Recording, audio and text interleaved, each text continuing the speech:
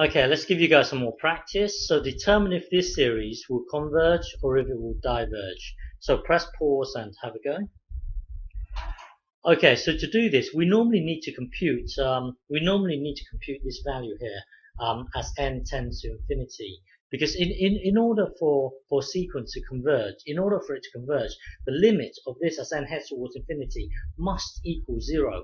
But when it comes to n to the power of 50 divided by n factorial, you can't really tell this limit by just glance at it. You can't easily tell. So we're going to ignore this this step and just jump to, well, here you've got n factorial. Whenever you have factorials, you should think about the ratio test.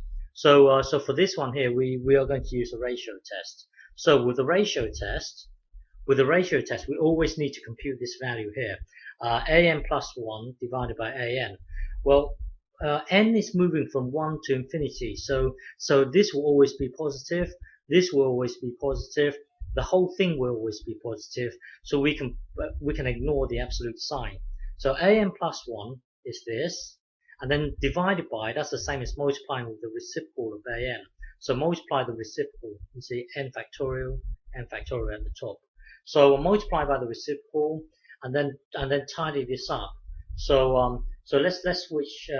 Let's move this over to this side, so it looks like this, and then rewrite n plus 1 factorial as n plus 1 times n factorial, and then hang on, and then you've got this block and this block. They cancel out, giving you 1 over n plus 1, giving you n 1 over n plus 1.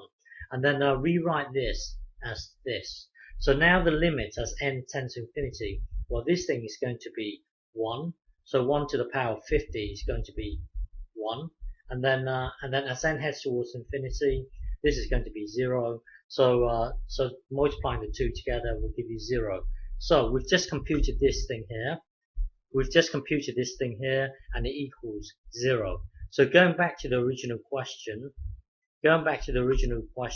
we were trying to determine if this will converge or if this would diverge.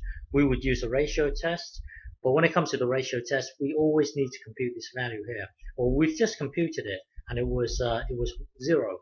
So when the value that we need to compute is less than 1, then we can conclude that the original series will converge.